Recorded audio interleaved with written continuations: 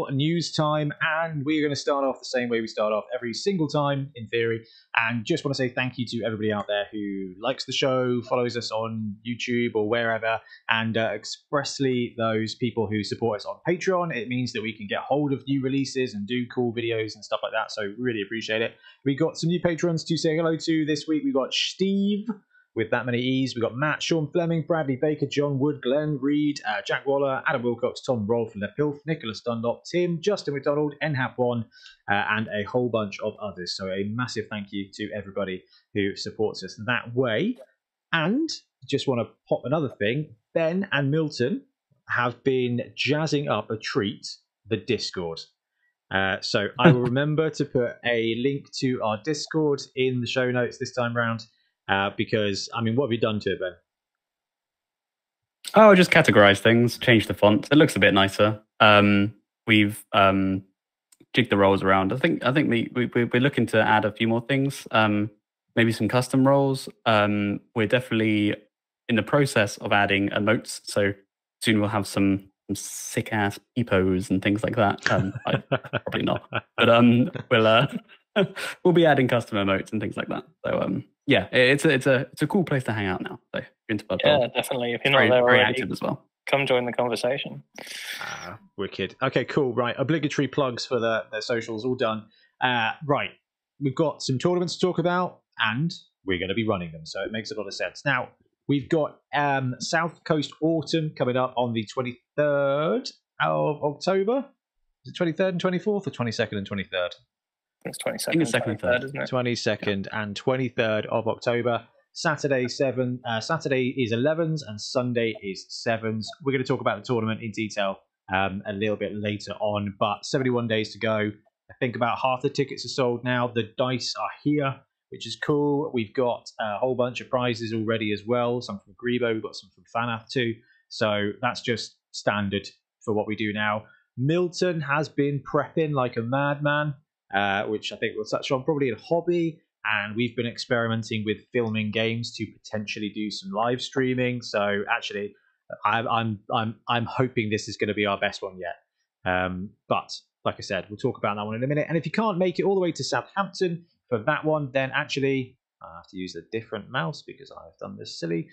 We've got Bonehead Bowl in 106 days down at Entoyment in Poole. Now this is going to be mixed teams and Dungeon Bowl teams and regular teams with regular Blood Bowl. So 3 rounds of 11's Blood Bowl with a outrageous amount of teams possible. So if you want to run your College of Heavens or College of Metal or College of Shadows or the College of Beasts, actually, there's a ton of it. You can run that. You can do a mixed team. It's just going to be 3 games of absolute carnage at Entoyment, and Entoyment is just an absolutely awesome place to go. So we've got 3 Blood Bowl tournaments coming up. 1 11's regular, 1 7's regular, and 1 mixed team madness 11's. Basically to round out the rest of the year. So if you can make it, come and play, because it will be some awesome Blood Bowl stuff. And what we're going to do is we're going to hit on a couple of Kickstarters, and then we are going to check in on Amazon News, because that is going to be that's kind of over our heads at the moment. Anyway, the first Kickstarter we're going to check in is the Thick Skull Fantasy Football Carry Cases from Charlie Victor. Now, we talked about this on the pod last week, I think. Yep. And we've done the video, and the video has been released now. There is a big update, actually, which is that the XL version, now this is a massive carrying case. You can basically fit 2 teams in with pitches and all this stuff. The XL version is now getting the same kind of pocket layout for the top as an option instead of the big hole in the top.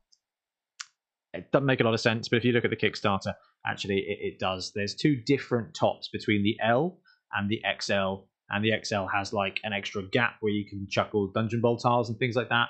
Well, Charlie Victor's now had a little option to swap that basically with the extra book space and counter space and things that they've got for the L version. Now we've got both. I took the which version did I take? I took the L version down to club on Tuesday, Ben. I don't think I actually showed you, did I? No, I don't think I had a look. Yeah, no, it's awesome. Like, it's perfect. Now I've got 2 teams in there. My regular pitch, my 7s pitch, and the rulebook with a pocket full of dice and all the Bonehead tokens we've got. So it's It's awesome. It is really useful. Like, it's just grab and you are good to go. Price wise, they are expensive. So £69 for thick skull large and £79 for thick skull extra large. But if you don't have anything to carry your Blood Bowl teams in, if you've got just like random boxes and tissue paper, which we all do, it is potentially time to invest. Like, actually having all things in one place is even more useful than I expected it to be. So I know it sounds like I'm shilling, but actually, like, I thought, well, 80 quid is quite a lot, but it's a one-off expenditure. You can store 2 whole teams in there and your pitches and your books. So it's going to keep me way more organized. And like, immediately when I opened these, I was like, I'm actually going to use these. Like, just straight up going to use these. And it's such a nice case. Like, it makes my laptop case look like meat now. It's absolute garbage. Everything from Charlie's great quality, though. Like, this Kickstarter I would back on the premise of the fact that everything that I've had from Charlie Victor has just been absolutely superb. Yeah. Unnecessarily good Blood Bowl bling, I think, is the tagline that I have given them. I think they need to. I don't know if they'll take that. I think they need to rebrand because it is unnecessarily good. You definitely don't need, but it's nice. It's accurate. There's still 6 days to go. So if you are not one of the nearly 500 people that have backed it, it's open until Thursday, August 18th. Maybe, can't quite see that. It is the 18th. Good. So yes, we've got the Charlie Victor one. Just wanted to check in on that because there's an update to the case top. And then, wrong keyboard again. Mud and Blood fantasy football pitches. This one's got 10 days to go, and it is for STL Blood Bowl pitches. And I've got some files that I've tried to print off. So there'll be a video coming for this one over the weekend, probably, because it's really cool. It's really good value. And the guy who's doing it is just doing it for the love of it. So straight up, the Kickstarter has currently funded 10 pitches, a stadium, 2 dugouts, and score trackers. And he's just hooning through stretch goals. And it's £15. It's £15. That's insane how much you get in this. Everything. It is everything, isn't it? Yeah. It is everything. It's absolutely amazing. I guess one thing to point out is that currently the squares are basically like the slabs of pitch are 5 squares by 5 squares, which is for huge. Like, I had to cut it into quarters to print on the Mars 2 Pro, but this is really cleverly designed. It's been designed to be printed on a plastic printer, but printed vertically. So like the slide, each bit is supposed to be printed like on its side. Because there's a 1 mil height difference in like the way that the plastic printers go up, and the nozzle spread is normally like 0.4 mil. So actually, it's a sneaky way of getting more detail in there. I'm not sure if Trips managed to get a test print on the go with the plastic one. I know he was a bit concerned about printing something that tall on a plastic printer and having it fail. Yeah, I remember I tried doing some orc like walls. And I had like 16 of them, like all upright, and it got to like 75% the way through, and they all failed. And that was like 16, 17 hours of printing. That was just my god! It was really painful because like it was all just like, because I wasn't monitoring it, it all just spaghettied everywhere, and it just ruined everything. And I'm just like, so I can see where he's sensitive. That is bad beats. Yeah, I think if you support, like, as in support the base well enough, I think it should be all right. It's interesting. I printed out the dungeon for MG Picks, and those were all 2x2 tiles, and it felt like it took ages. It's funny. I one print, which was like, I don't know, 4 hours or something with the resin printer, and printed out what I feel like is a big slab of Blood Bowl coverage. Now, I think 5 squares. I mean, a Blood Bowl pitch is a pretty long thing, right? So it's still going to take a load of printing, but man, just like the dream of printing out a pitch in no time at all. But we've got 7s pitches and 11s pitches in this. Milton, have you had a chance to look at this Kickstarter yet? Yeah, I think like initially I was a bit like, Oh no, I don't know. And then I saw the Gliffstone Desert sand pitch, which is the like Egyptian one, and I was like, oh, okay, no, that's cool. And then I started looking into more detail, and I was like, wow, this is incredible for 15 quid. This is so much stuff. This is, and I think the 15 quid is it's like what's the merchandiser thing? Yeah, so you can sell it. Yeah. Which is phenomenal, because the chap who's built this just wants people to have access to pitches, which is awesome. I mean, does it give you merchandise things? Just I don't want to say that. Oh yeah, it might not. I mean, do read it. Yeah. I'm sure I've read it somewhere, because I remember thinking, "Are you serious? Like, this is crazy." Free commercial license. So, That's it. There you go. Yeah, I remember, exactly. Wow. Right. So let's talk about what they've got, because Milton has pointed out that there's multiple pitches here.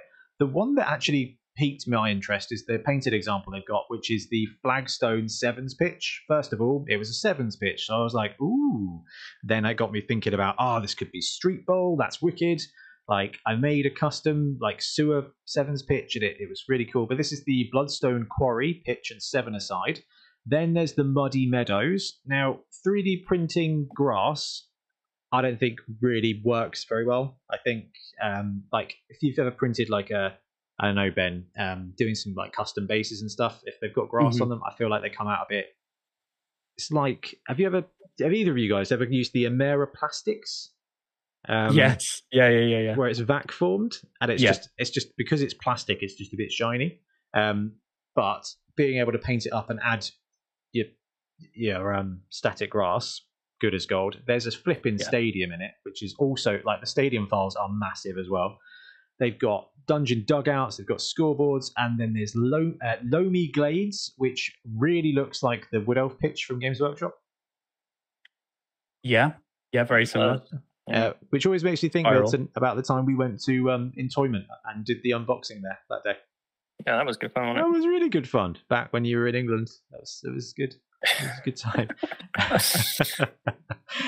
Then you've got the Gliffstone Desert, which, well, do you know what? It kind of looks like what chocolate. really struck me with this one was the fact that the central bit is raised, like a little pyramid. It's cool, isn't it? And I thought that was cool because it doesn't really obstruct gameplay in any way, shape, or form, because the tiles are the same size, but you get that sort of 3-dimensional thing without getting in the way. And something I will say about this particular set of pitches, because there's a couple of other places that you can get STLs for pitches from, and they're amazing, but they're so detailed, as in like there's too much going on. There's so many layers like on the tile that I imagine that when you, well, I have, because I've test printed one of them, that when you try and put the minis on them, they're kind of a bit, they don't sit flat, whereas this has that like detail, but you can see that it's sort of like designed in a way where you can put the players flat on it, and I really like that. Kraken Studios pitches look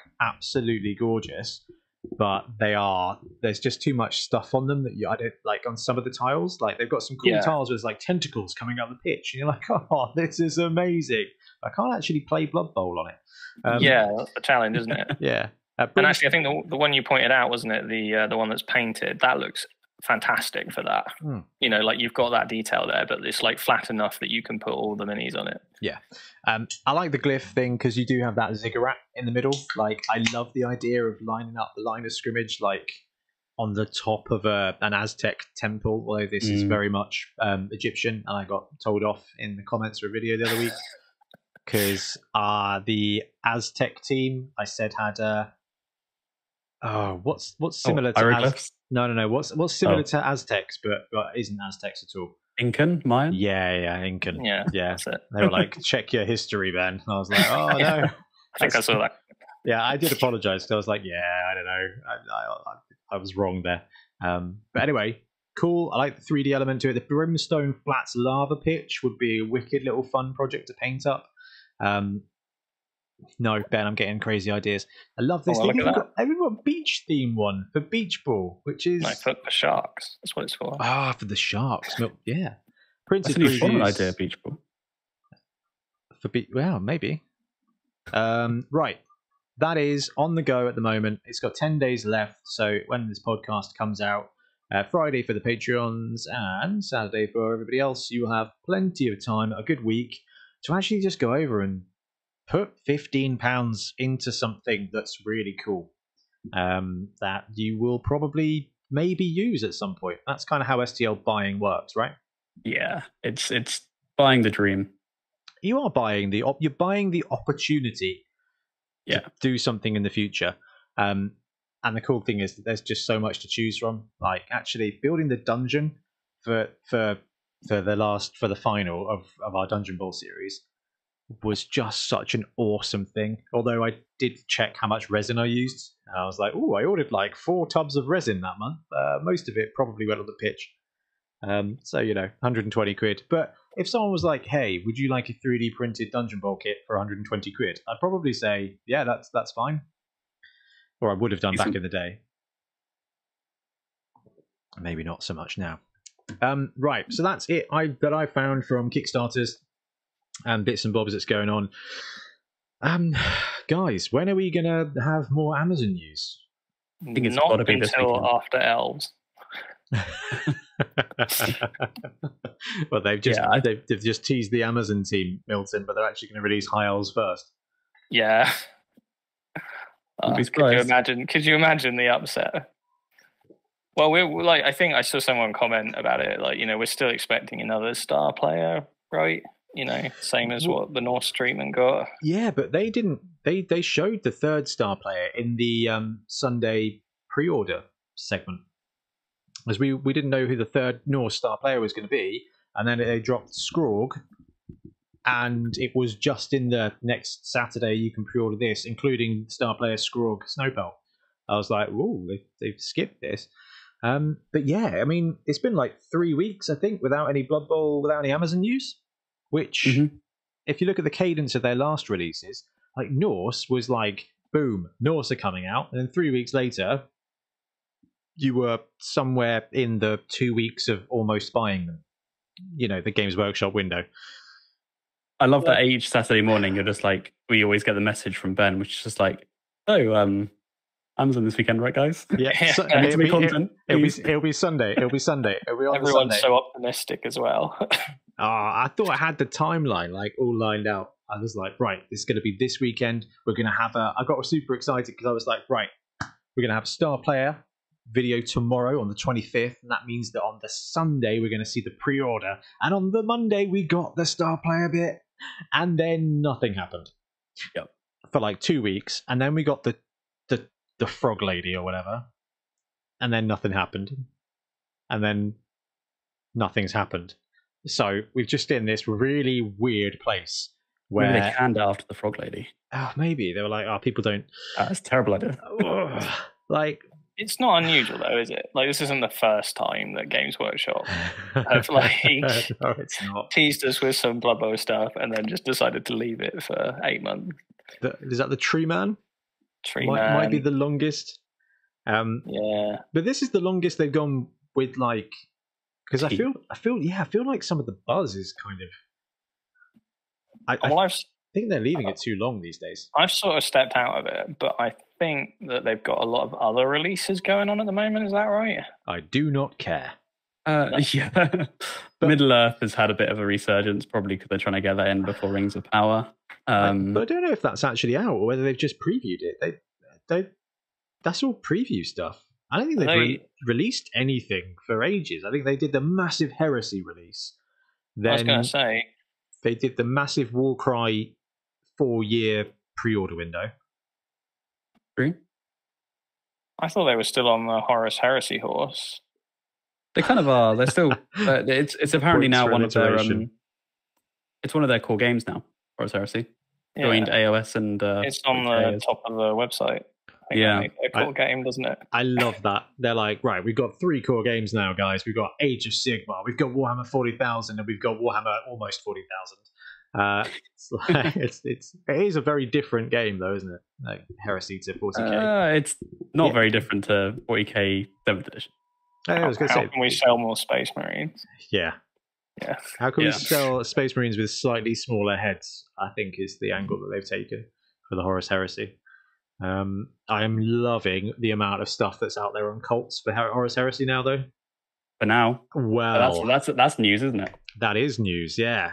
a cheeky little segue. Ben, what's been happening in the world of mostly legal STLs? I haven't dived into it too much. I haven't seen a lot of it firsthand, but I have heard in the 3D printing communities that Games Workshop are kind of cracking down pretty hard on Colt. Colts would be, I would say, by quite a way, the best place to acquire not Space Marines or, space soldiers in heavy armor, energy generated armor. Galactic Crusaders. It had the best names. The librarians always had really funny names. But yeah, it was I've heard the legal team's kind of going for them. So yeah, I don't know why it's like all of a sudden. I think a lot of heresy stuff, especially, was available on Colts because the support of heresy was obviously lacking for quite some time, kind of like we see in Blood Bowl and third-party teams. Yeah, dude, tanks were everywhere, which was sweet when we were looking at doing the AT-scaled heresy stuff.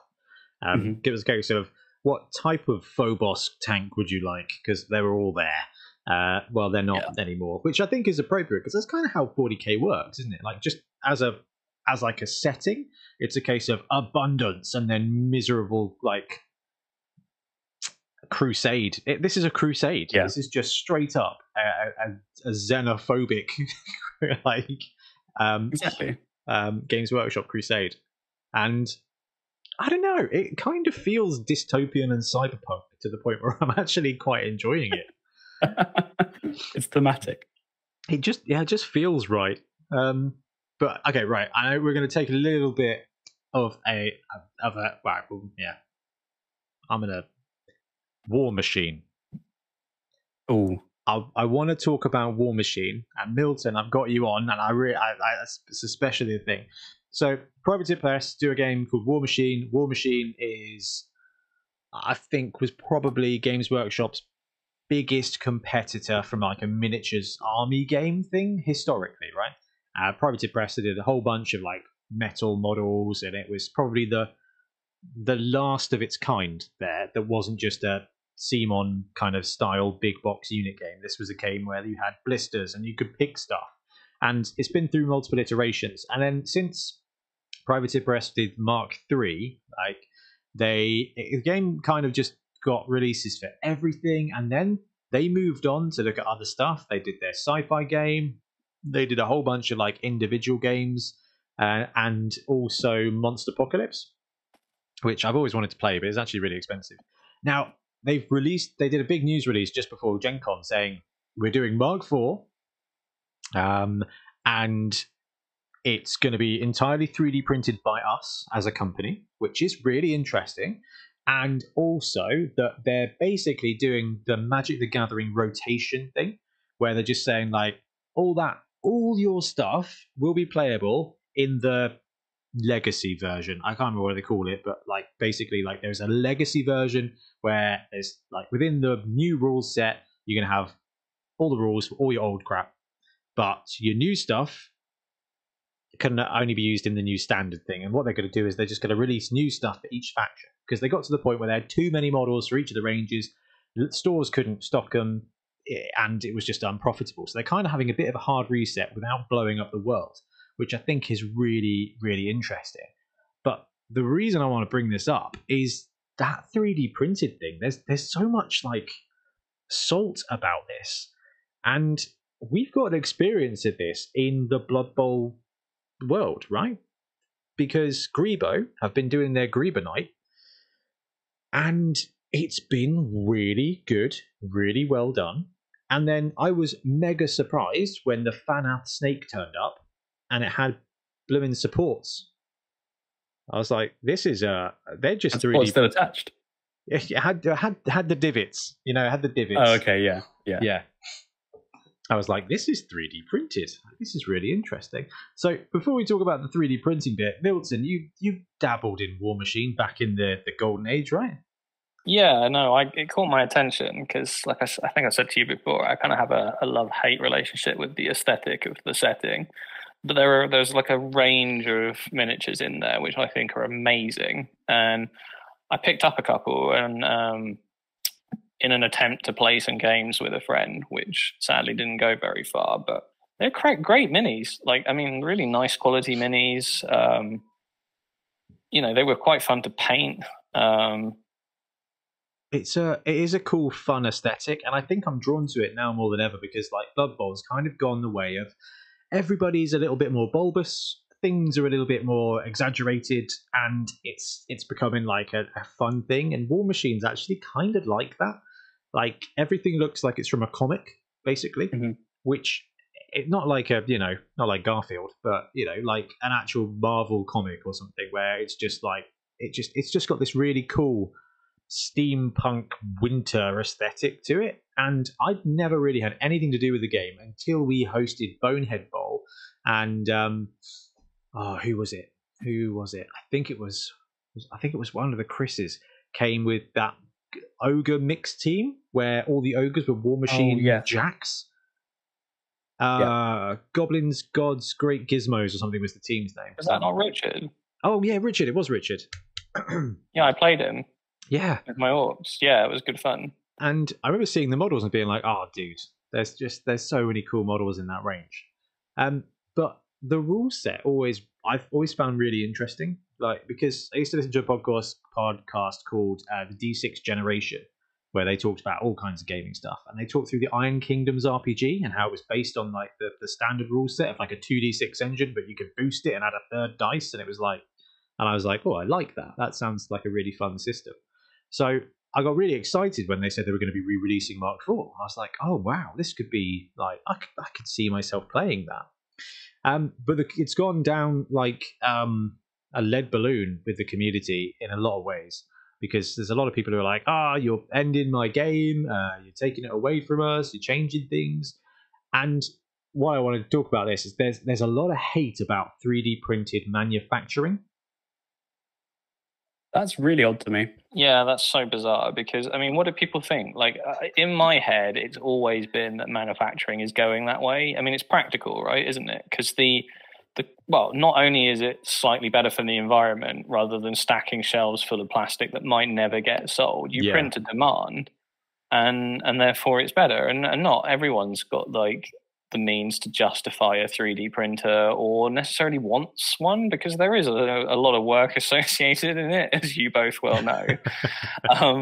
In order to get it, get the supports right, get a clean print, get it off, get the supports removed, get it cured. There's a whole bunch of work associated with that. There's a cost associated with that. And, as a consumer, sometimes you just want to go and buy something off the shelf. You've got it there. You can just run with it, right? To this day, I would rather just buy something than print it. Like, straight up. So why complain about like 3D printing manufacturing? If at the end of the day, the product you get is the quality you expect and, does it matter how it was made? Yeah, I mean, as long as they're not like, employing slaves, then I don't really see if there's like, Well, it is made in America and the labour market is not.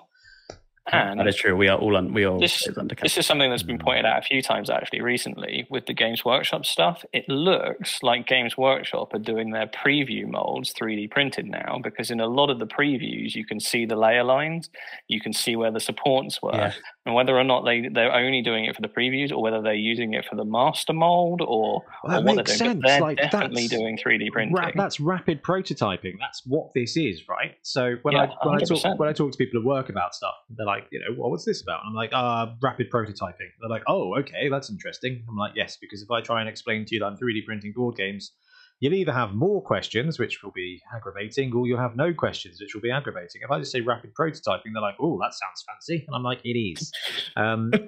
Corporate 101. Yeah, right. Tick, box, move on.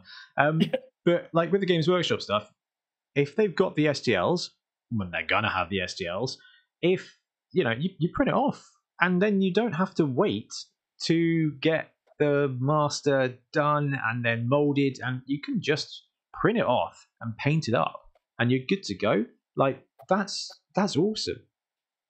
I mean, I can't think that a 3D printed miniature from Privateer Press is going to be any worse than a fine cast model that came from Games Workshop. It'll be a million times better. That stuff was atrocious, and yet I'm sure people spent like quite significant amount of money on it.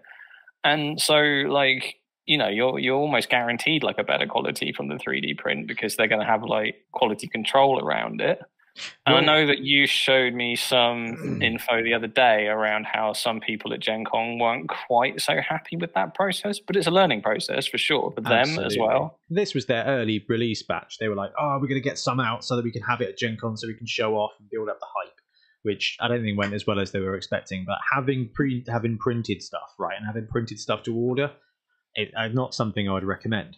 But I'm with you, Milton. I think one of the most interesting things about this in the industry, not just 3D printing at home, in the industry, is that the accessibility level, I think, is because it is so accessible to print, in theory, that it's like, well, I could just do that.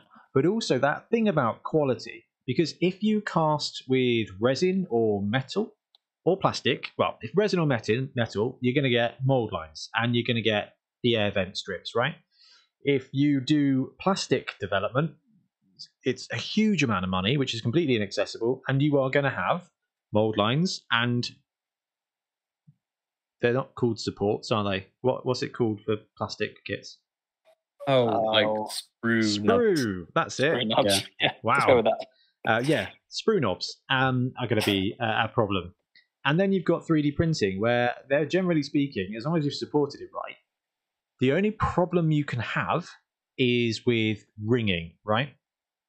Yeah. With layer lines. Now, where we've seen this in the Blood Bowl market, there are a couple of examples out there of some of the companies who started off doing this, where some of their models do have some of the ringing.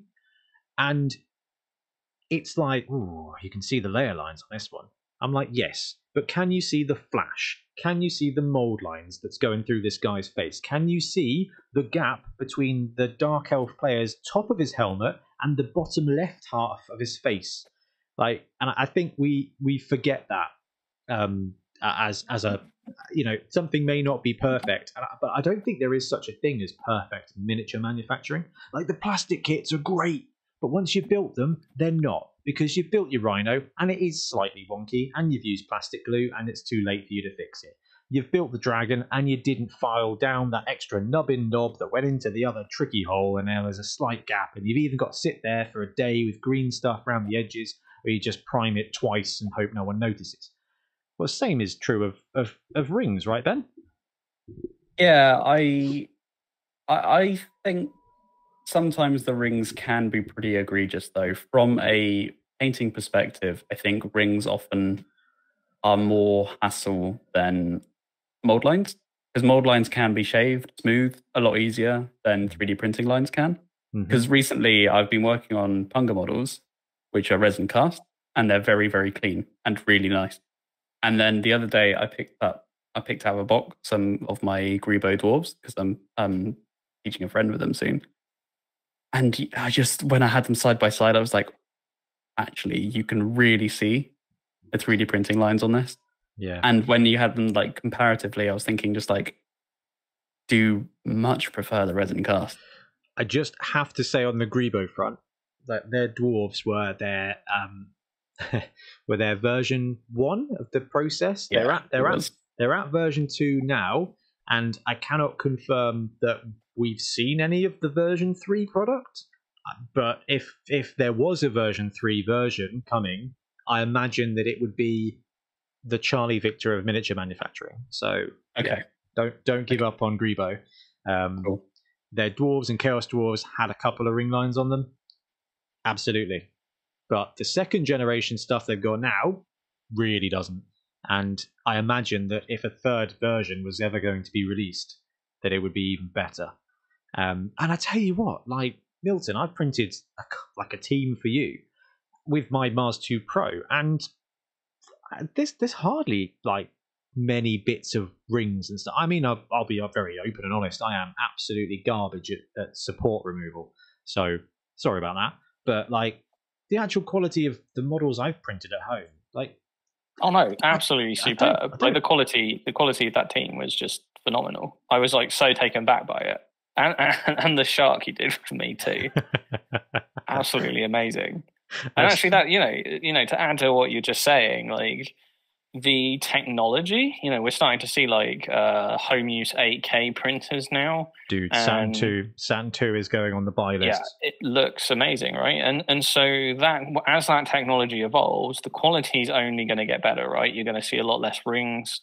You're going to get a lot better. And also as people's understanding of how supports work and that kind of, as you say, that rapid prototyping process gets refined, there's always going to be somebody coming up with some new tech, quicker, better, more reliable. And I can imagine in sort of like 5 years' time that this will just be completely the norm in terms of manufacturing. Because as far as I'm concerned, there's no reason not to. There's every advantage towards doing it if you can produce a quality product. But yeah, I agree with you, Ben. Like if you do get like the Punga resin miniatures, they are absolutely phenomenal in terms of their quality. But I reckon we can definitely get there with the 3D printing. I think the tech's gonna get there in a few years. The Saturn 2 is only $550. Only. Well, you think, actually, it was okay, so I am one of the people out there that's actually put their money where their mouth is and had a model made, had it sculpted, had molds produced, and had like metal casts made. And that one key Bonehead model that we made cost nearly £500 to produce and have like 50 of them made. Wow. Yeah, it was a great way to lose money. And then the Elegoo Saturn 2 is $550, which is less than that. Now that doesn't incorporate sculpting time and all that kind of stuff. But from a miniature manufacturing point, from a company point of view, if you want to get someone to sculpt you a Blood Bowl team and produce 50 models of them, that's going to cost you, I don't know, let's say you got 11 players, it's going to cost you $5,000, right? That's prohibitive unless you go Kickstarter wise. To get it digitally sculpted and then not worry about the manufacturing part, and then you can take care of it with an investment of £1,000 at home that you can keep doing. Like that makes it really, really accessible, and I'm really liking the kind of market that we've got at the moment, where there's this kind of like mainstream production, then you've got like really good third party kind of like tier 2 manufacturers, and now we're seeing STLs being just brewed up, brute fun. Agni, there's a bunch of great dudes out there who are just brewing up teams, releasing them as STLs with no overhead except their initial time input. And then there are tier 3 printers for Etsy or printedplayers.co.uk who are just like, you know what, I've got a printer, I can do some work printing these teams out. And it's a really interesting thing. And I think the gap in the market is having those printed stuff accessible in a store, like in Toyman. Yeah. I with your press, I guess. And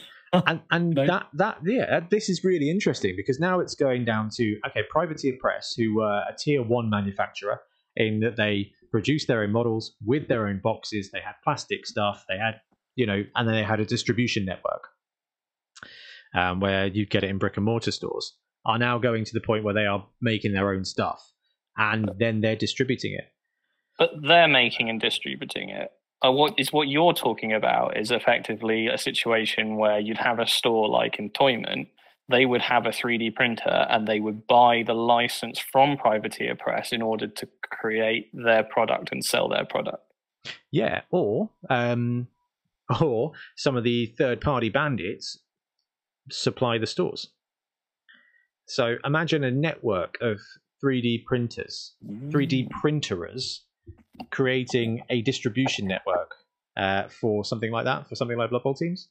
Yeah, it would just be awesome because actually having like one place to go to get a 3D printed Blood Bowl team would be really good. And I'm trying really hard not to be like, guys, let's buy like a few Elegoo Saturn 2s and do this, because my shed is already a massive fire hazard. Although I did get my replacement part for my Elegoo Mars 1 today in the post that I requested 6 months ago.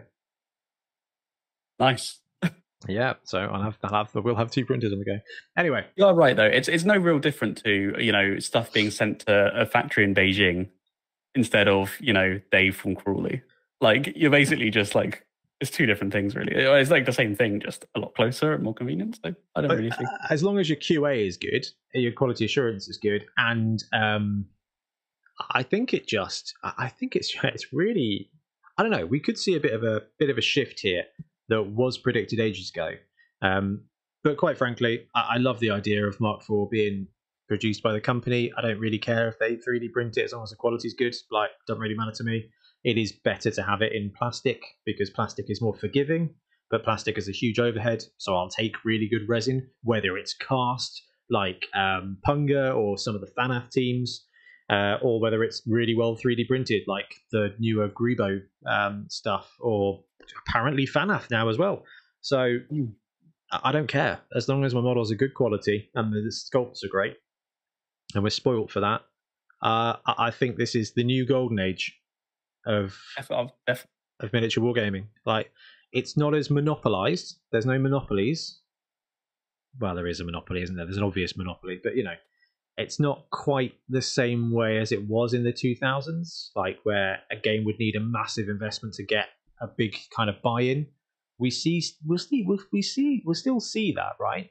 But I feel like it's a lot less of a flashpoint. So I know Conquest dropped and was like this big game, but I feel like that was like the last big game that kind of came out.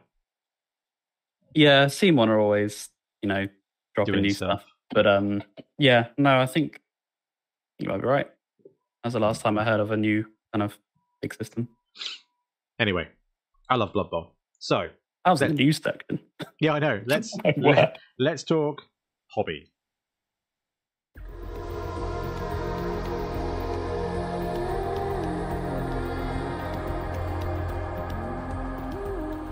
Thanks very much for watching. We really appreciate your support. If you want to help support the channel even further, please like and subscribe, or come join us on our Patreon.